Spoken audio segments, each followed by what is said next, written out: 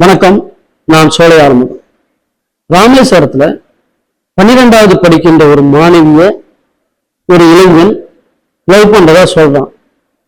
அந்த பையனுடைய காதலை அந்த மாணவி ஏத்துக்கல அப்படின்னு அந்த இளைஞன் அந்த பெண்ணை பின்தொடர்ந்து கத்தியால குத்தி கொடூரமா படுகொலை செஞ்சுட்டான். ஒரு மாணவியோட உயிர் போயிடுச்சு.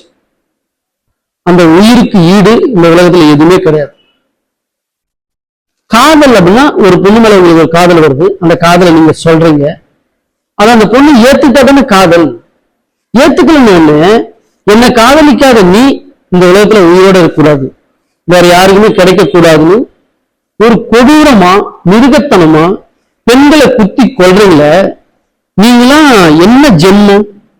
அது எப்படி உங்களுக்குள்ள ஒரு நாள் இருந்ததுக்கு பேர் காதல்? காதல்னா ஒரு பெண் மேல வர்றது இயற்கை உணர்வு தான். ஆனா நமக்கு அந்த பொண்ணு மேல காதல் வர மாதிரி அந்த பொண்ணுக்கு நம்ம மேல வரணும். அப்படி வந்தாதான் அது உணர்வு, அது காதல். நம்ம லவ் பண்ணல அப்படிங்கிறதுக்காக குத்தி கொண்டுட்டா உங்க காதல் உண்மையாயிடுமா? நீங்க மிருகம் என்பதை நிரூபித்துள்ளீர்கள்.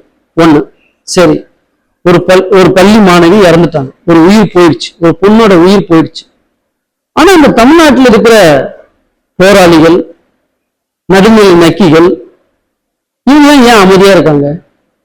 சரி, ஒரு பொண்ணோட உயிர் போயிருக்கு, இந்த பெண்ணியவாதி அமைப்பு எல்லாம் என்ன பண்றாங்க?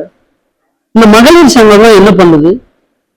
அம்பேத்கரியம் பேசிட்டு இருந்தாங்க இல்லையா, அவங்களாம் என்ன பண்றாங்க? இப்ப பெரியாரிசம் பேசினாங்க இல்லையா, பெரியார் பெண்ணுக்காக போராடியவர், பெண்களுக்காக சுய மரியாதைக்காக போராடியவர் அப்படின்னு பெரியாரிசம் பேசின கும்பல்லாம் ஒரு பெண்ணோட உயிர் போயிருக்கு, ஒரு பள்ளி மாணவி செத்துருக்காங்களே, ஏன் இந்த பெரியாரிஸ் எல்லாம் அமைதியா இருக்காங்க?